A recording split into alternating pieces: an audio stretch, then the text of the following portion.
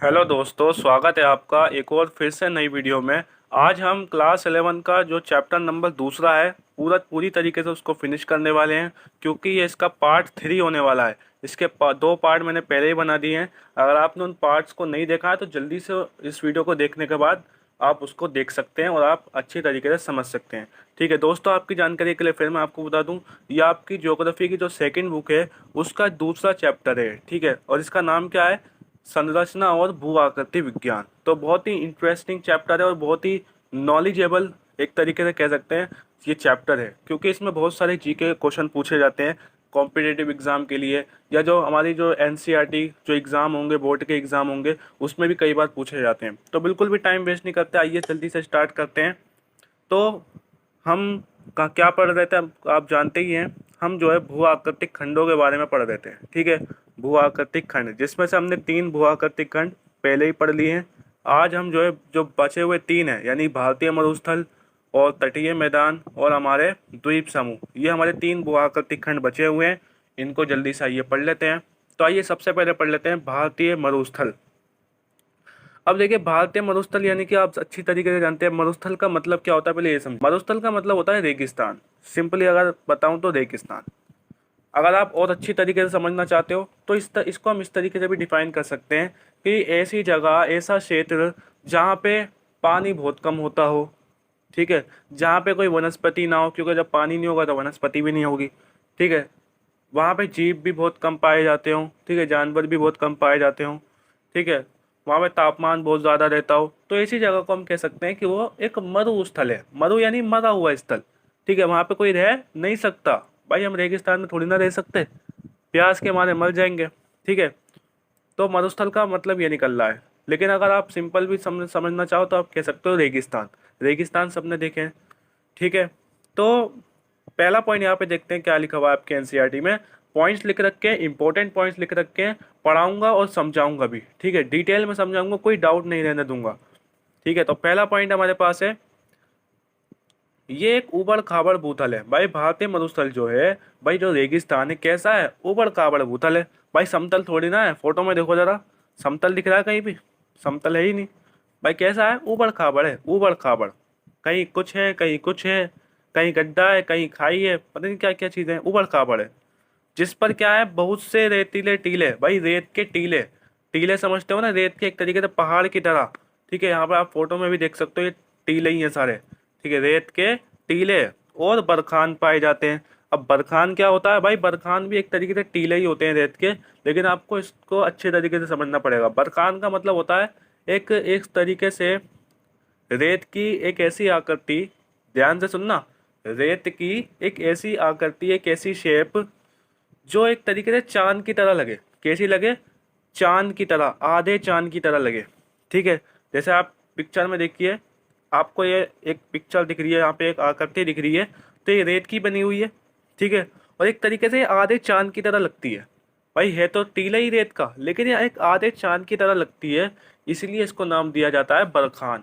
ठीक है, दूसरा पॉइंट है, यहाँ पर वार्षिक वर्षा 150 मिलीमीटर से भी कम होती है। भाई वर्ष में वार्षिक वर्षा यानी साल में 150 मिलीमीटर से भी कम बारिश होती है यहाँ पे। तो देख लो भाई कैसे रहोगे, 150 मिलीमीटर। ये बोतल दिख रही है आपको इमेज में, ये जो है 100 मिलीमीटर की एक शीशी है। ठीक है, अब आप देख लीजिए कितनी सी है, 100 मिलीमीटर की, और ये कह रहा है कि बस 150 मिलीमीटर से भी यहाँ पे कम बारिश होती है। तो कितना कम पानी होता होगा वहाँ पे, आप खुद अंदाजा लगाइए। ये 100 मिलीमीटर की एक शीशी है। ठीक है, तो कितना कम पानी है, कितनी कम बारिश होती होगी वहाँ पे, आप इस चीज़ से अंदाजा लगा सकते हो। ठीक है, इसीलिए क्योंकि भाई 150 मिलीमीटर से कम बारिश होती है यहाँ पे, इसलिए यहाँ पे क्या है, ये एक सूखा इलाका है। भाई जब बारिश नहीं होगी तो सूखोगे। ठीक है, खाना नहीं खाओगे तो सूख जाओगे। इसी तरीके से यहाँ पे भी यही नियम फॉलो हो रहा है, क्या कि बारिश नहीं होगी तो जमीन तो सूखेगी। और वनस्पति रहित इलाका है। भाई यहाँ पे वनस्पति भी नहीं है, पेड़ पौधे भी नहीं है, क्योंकि भाई पेड़ पौधों को भी तो पानी चाहिए। ठीक है, वो भी तो एक तरीके से सजीव है, तो वनस्पति भी नहीं है यहाँ पे। और इन्हीं स्थलाकृतिक गुणों के कारण, और इसी वजह से, क्योंकि यहाँ पे ना वनस्पति है, ना यहाँ पे सूखा पड़ता है, यहाँ पे बारिश कम होती है, इसी वजह से क्या इसे कहा जाता है मरुस्थली। यानी भारतीय मरुस्थलों को या रेगिस्तानों को मरुस्थली बोला जाता है। ठीक है। तीसरा पॉइंट हमारे पास है, ये माना जाता है कि मेसोजोइक काल में यह हिस्सा समुद्र में था। भाई ये जो भारतीय मरुस्थल है, राजस्थान है, राजस्थान में जो ये रेगिस्तान है, ये रेगिस्तान ऐसा माना जाता था कि मेसोजोइक काल में क्या था, यह हिस्सा जो है समुद्र में था। ये हिस्सा कहाँ पे था? समुद्र में था। ठीक है। यानी अब देखिए मेसोजोइक काल का मतलब ये एक टाइम पीरियड है। ठीक है। बहुत सारे टाइम पीरियड होते हैं एक तरीके से भूवैज्ञानिक में। ठीक है। बहुत सारे टाइम पीरियड होते हैं, उन्हीं टाइम पीरियड में से एक ये मेसोजोइक काल है। ठीक है। सिंपल ये अभी समझो मेसोजोइक काल को एक तरीके से पुराना समय। क्या समझो? पुराना समय। तो यानी पुराने समय में क्या था कि जो ये हिस्सा था, रेगिस्तान था, पहले क्या था, एक समुद्र का हिस्सा था। भाई याद रखोगे, कोई पूछ ले रेगिस्तान पहले कैसा था? समुद्र का हिस्सा था। ठीक है। रेगिस्तान क्या था? वहां पे रेगिस्तान नहीं था, वहां पे क्या था? समुद्र का हिस्सा था, यानी समुद्र था वहां पे। ठीक है। चौथा पॉइंट देखिए यहाँ पे, यहाँ की प्रमुख स्थलाकृतियां देख लीजिए भाई। यानी यहाँ पे कौन कौन सी एक तरीके से भूआकृतियां, स्थलाकृतियां मिलती हैं। जैसे यहाँ पे रेत के टीले मिलते हैं। भाई देख सकते हैं, मैंने रेत के टीले अभी आपको दिखाए थे। ठीक है। रेत के टीले मिलते हैं। और दूसरी कौन सी स्थलाकृति मिलती है? मरु उद्यान। मरु उद्यान किसे कहते हैं? मरु उद्यान एक ऐसी जगह होती है जो रेगिस्तान में होती है, और रेगिस्तान में भी कहाँ होती है? जहाँ पर कोई झरना बन जाता है या कोई झील बन जाती है। अब आपको होगा भाई बारिश तो इतनी कम होती है, 150 मिलीमीटर से भी कम, और आप कह रहे हो झरना बन जाएगा। तो कहने का मतलब है कि झरना एक थोड़ा सा हो सकता है। ठीक है। बहुत ही कम गहराई वाला हो सकता है। ठीक है। तो वो जो झरना होता है उसके आसपास क्या होगा, क्योंकि क्या है भाई, झरना बन गया तो वहाँ पे वनस्पति उगने के भी चांस है, पेड़ पौधे उगने के भी चांसेस हैं। तो अगर वहाँ पे उस क्षेत्र में पेड़ पौधे उगने की चांसेस हों, ठीक है, या पेड़ पौधे उगने की क्षमता हो, तो उस जगह को हम कहेंगे मरु उद्यान। दोबारा समझो एक बार कि भाई रेगिस्तान में छोटी मोटी झील के आसपास का एक ऐसा क्षेत्र जहाँ पे किसी भी पेड़ पौधे के फल फूलने की संभावना हो और पूरी क्षमता हो, तो उस जगह को हम क्या कहेंगे? मरु उद्यान। ठीक है। मेनली बहुत कम होता है ऐसा। ठीक है। रेगिस्तान में क्योंकि पानी मिलना बहुत ही मुश्किल होता है। ठीक है। लेकिन फिर भी यहाँ पर आपके एनसीईआरटी में दे रखा था, इसलिए मैंने जो है वेबसाइट से समझा इसको मरु उद्यान क्या होता है और आपको बता दिया। दूसरा पॉइंट समझो, ढाल के आधार पर मरुस्थल को दो भागों में बांटा जाता है। अब देखिए सिंपल सी बात है भाई, मरुस्थल को दो भागों में बांट दिया। एक है सिंध की ओर ढलान वाला यानी उत्तरी भाग, और एक है दक्षिणी भाग। दक्षिणी भाग में कच्छ के रण की ओर ढलान वाला। ठीक है। भाई आप देखोगे रेगिस्तान का कोई ना कोई ढलान है। ठीक है। अगर आप फोटो में भी देखोगे तो उसमें एक तरीके से जो रेत के टीले हैं उनकी एक ढलान है। ठीक है। इधर की ओर जा रहा है कोई, कोई इधर की ओर जा रहा है। तो ढलान के आधार पर इनको दो भागों में बांटा गया। अब किसी की कुछ उत्तरी भाग जो है रेगिस्तान का, मरुस्थल का, उसका जो उत्तरी भाग है, तो उसका ढलान जो है सिंध की ओर है। ठीक है। और जो दक्षिणी भाग है, क्योंकि आप जानते हैं दक्षिण में गुजरात है, तो दक्षिण का भाग जो है वो कच्छ के रण की ओर ढलान वाला, यानी कच्छ के रण की तरफ है उसका ढलान। तो इसलिए इसको जो दो भागों में बांट दिया, बस सिंपल सा। तीसरा छठा पॉइंट है यहाँ पे, यहाँ की प्रमुख नदी लूनी नदी है। भाई नदियाँ तो पाई नहीं जाती, पहली बात तो ये। भाई जो भी नदियाँ अगर मिलेंगी इक्का दुक्की अल्पकालिक होंगी, बहुत ही कम समय के लिए होंगी, और खुद ही जो है खत्म हो जाएंगी। लेकिन यहाँ पे कुछ एक प्रमुख नदी पाई जाती है जिसका नाम है लूनी नदी। ठीक है। लोनी का नाम सुना है? लोनी, लोनी एक जगह है, तो उसी से याद रखो ऐसा लूनी नदी। ठीक है। ये जीके का क्वेश्चन है, कई बार आता है। ठीक है। यही चीज़ें पूछी जाती हैं एग्जाम में कि भाई रेगिस्तान की प्रमुख नदी बताओ या राजस्थान की प्रमुख नदी बताओ, तो लूनी नदी। कौन सी नदी? लूनी नदी। ठीक है। और मैं आपको बता दूं ये नदी जो है अरावली पहाड़ियाँ जो है, अरावली पहाड़ियों से निकलती है। यहाँ पलाया हो सकता है। अब यह पलाया क्या है? पलाया क्या है ये समझो। पलाया का मतलब होता है रेगिस्तान में जो झील होती है ना, उसे पलाया बोला जाता है। भाई अगर किसी जंगल में कहीं और जगह झील है तो उसे तो झील ही बोला जाएगा। लेकिन अगर रेगिस्तान में झील है, रेगिस्तान में तालाब की तरह कुछ बना हुआ है, तो उसको बोला जाएगा पलाया। और ध्यान रखना यहाँ पे, पलाया इसकी जो गहराई होती है बहुत ही कम होती है। कैसी होती है? बहुत ही कम होती है। ठीक है। बात आ गई समझ में? क्लियर है? पलाया का अगर कोई पूछे तो बता सकते। समझते हैं तटीय मैदान। तो ये हमारा पांचवा भू आकृतिक खंड है, तटीय मैदान। तटीय मैदान समझते हो ना आप? तटीय मैदान किसे कहते हैं भाई? जो तट वाले मैदान होते हैं, जो तट जो तट के आसपास के जो मैदान होते हैं उन्हें तटीय मैदान बोला जाता है। जैसे भारत के तटीय मैदान है, भारत की जो तट रेखा है 7,517 किलोमीटर लंबी जो तट रेखा है, अगर उसके इधर उधर देखोगे बराबर में, तो ये जो है इसे तट में तटीय मैदान बोला जाता है, क्योंकि ये तट के आसपास है। ठीक है, अब इनको भी दो भागों में बांटा जाता है, एक होता है पश्चिमी तटीय मैदान, एक होता है पूर्वी तटीय मैदान। पश्चिमी तटीय मैदान को समझते हैं, यानी कि ये वाला। ठीक है, तो जो पश्चिमी तटीय मैदान है ये जलमग्न है। पश्चिमी तटीय मैदान है ये जलमग्न होता है, यानी कि जलमग्न यानी जल में मगन। हम कहते हैं ना ये खेल में मगन हो गया, वो उसमें मगन हो गया, वो पढ़ाई में मगन हो गया। मगन का मतलब मिल गया। ठीक है, तो ये जलमग्न है, यानी कि ये जल में डूबा हुआ है। ठीक है, पश्चिमी तटीय मैदान जल में कैसा है बेटा, डूबा हुआ है। ठीक है, और अब मैं आपको एक और बात बता दूं, एक शहर था, पुराना शहर था, जिसका नाम था द्वारका। नाम सुना होगा आपने। वो द्वारका जो कभी पश्चिमी तट पर था, भाई ये पश्चिमी तट पर था, और ये द्वारका आज जो है समुद्र में डूबा हुआ है। किस वजह से? क्योंकि जो पश्चिमी तटीय मैदान है ये जलमग्न है, यानी ये जल में डूबा हुआ है। अब वहां पे जो भी भाई आसपास होंगे शहर, तो कई बार क्या होगा, समुद्र का जब फ्लो बढ़ेगा तो वो डूब जाएगा शहर जो उसके आसपास होगा। ठीक है, दूसरा पॉइंट देखो जल्दी से, पत्तनों की सुविधा है। भाई पत्तन यहाँ पे मौजूद है, कांडा पत्तन जैसे कुछ प्रमुख पत्तन देखो यहाँ पे। कांडा पत्तन गुजरात में आपका मारमा गांव है, मैंगलोर है, कोचीन है, ये सारे हमारे कुछ प्रमुख पत्तन है। ठीक है, अगला देखो, ये तटीय मैदान मध्य में संकीर्ण और उत्तर दक्षिण में चौड़ा है। देखिए मैप से समझिए, प्रैक्टिकली हम समझते हैं अच्छी तरीके से। देखिए ये हमारा पश्चिमी तटीय मैदान है। अब ये जो बीच वाला इलाका है ये जो है थोड़ा संकीर्ण है। संकीर्ण मतलब थोड़ा सा छोटा सा है, इसकी चौड़ाई थोड़ी कम है। और अगर उत्तर और दक्षिण में देखी जाए तो इसकी चौड़ाई थोड़ी सी ज़्यादा है। बात आ गई समझ में? ठीक है, चौथा पॉइंट देखिए, इसमें बहने वाली नदियाँ डेल्टा नहीं बनाती भाई, सिंपल सी बात है। नर्मदा नदी, गोदावरी नदी, जो भी नदियाँ यहाँ पे जो अरब सागर में गिरती हैं इधर, तो वो नदियाँ जो है डेल्टा नहीं बनाती। यहाँ पे एक ये भी है। ठीक है, मालाबार तट पर स्थित, अब ये मालाबार तट पे पश्चिमी तट पर ही स्थित है।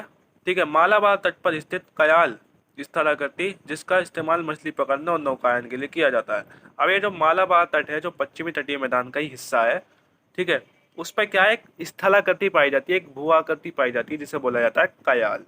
कयाल नाम अजीब सा लग रहा है, लेकिन आपको याद करना पड़ेगा, कयाल। ठीक है, अब ये जो कयाल स्थलाकृति होती है, एक तरीके से समझ लो, एक तरीके से झील की तरह ही होती है। इसका इस्तेमाल जो है मछली को पकड़ने के लिए किया जाता है और नौकायन के लिए किया जाता है। क्या किया जाता है? नौकायन, यानी नाव चलाने के लिए या खेल खेलने के लिए किया जाता है। ठीक है, एक तरीके से झील की तरह ही होती है। आपने लेगून झील सुना होगा, लेगून झील, तो वही होती है लगभग लगभग, ये लेगून की तरह ही होती है। ठीक है, फोटो में देखिए इस तरीके से ये लेगून होता है। ठीक है, पूर्वी तटीय मैदान देख लो जल्दी से। भाई पूर्वी तटीय मैदान कैसा है? चौड़ा है। ठीक है, अब मैं आपको याद करने की ट्रिक बताऊं। पश्चिमी तटीय मैदान कैसा है? उत्तर दक्षिण में तो चौड़ा है और मध्य में संकीर्ण है। ठीक है, मध्य में कम चौड़ाई है, लेकिन पूर्वी तटीय मैदान पूरी तरीके से चौड़ा है। ठीक है, यहाँ की नदियाँ डेल्टा बनाती हैं, वहाँ की नदियाँ डेल्टा नहीं बनाती, मैंने आपको बता दिया था।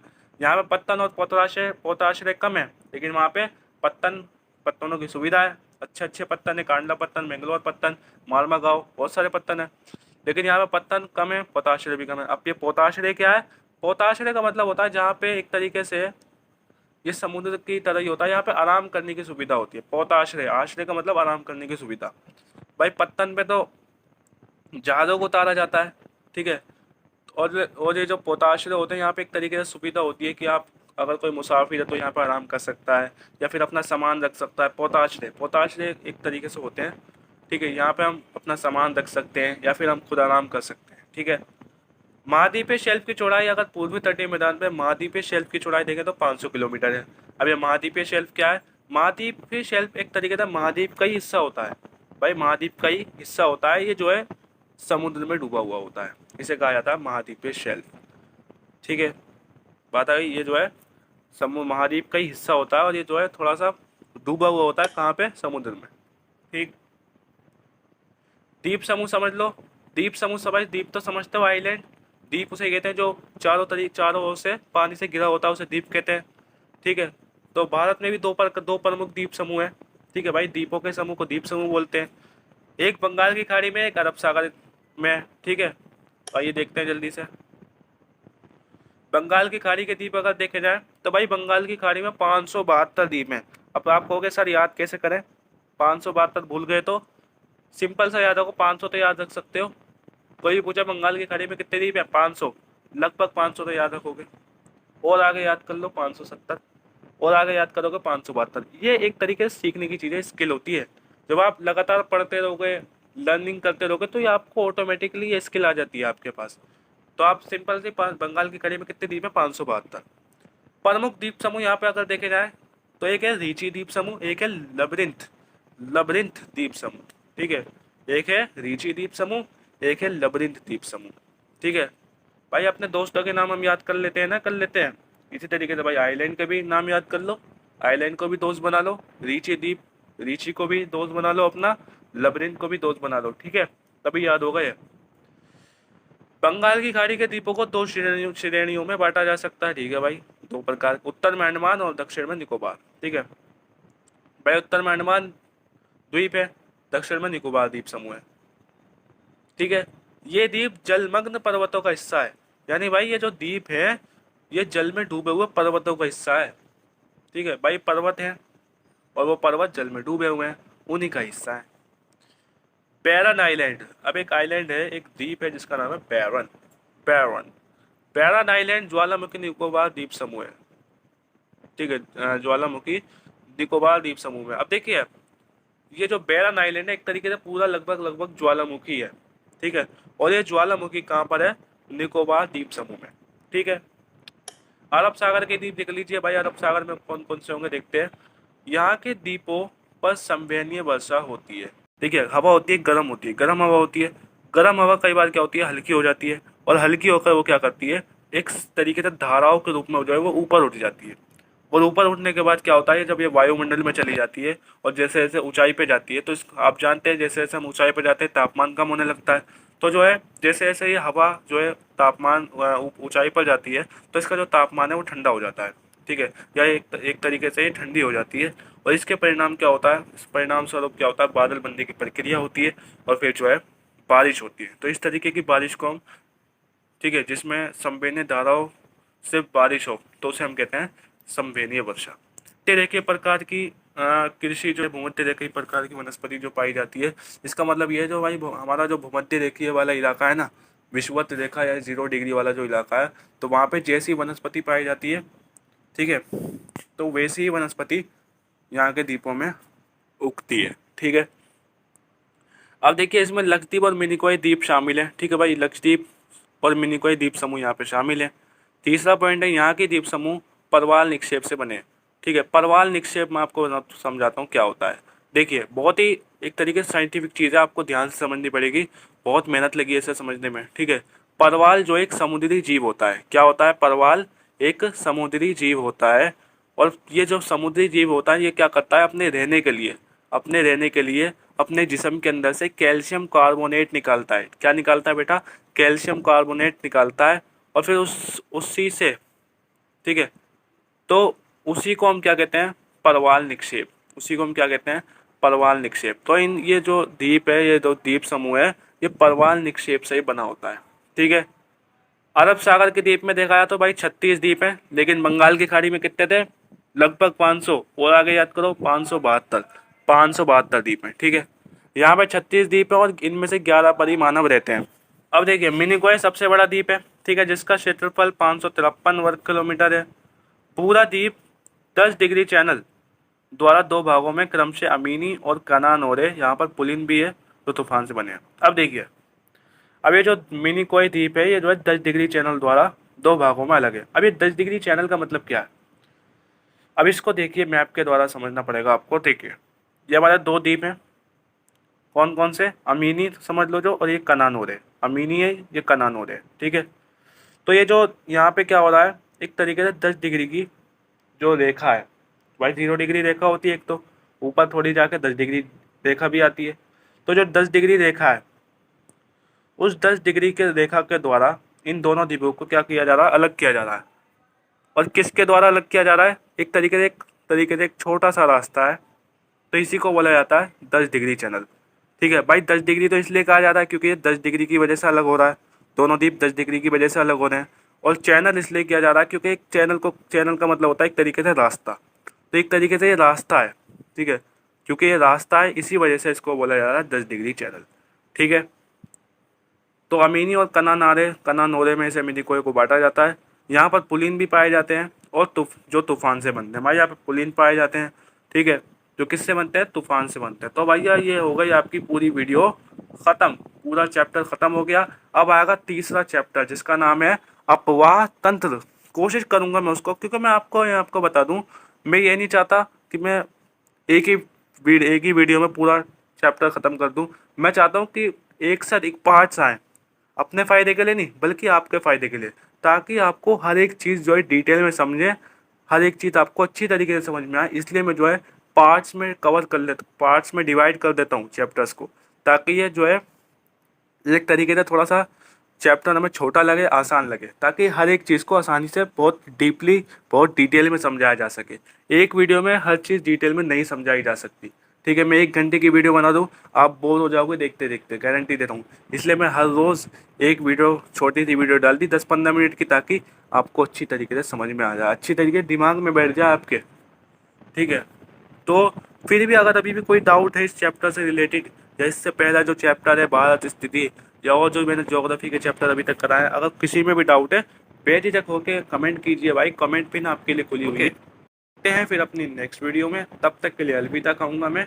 ठीक है, चैनल को सब्सक्राइब कर लो भाई, कब करोगे। ठीक है, वीडियो को लाइक भी कर देना, शेयर भी कर देना, बस।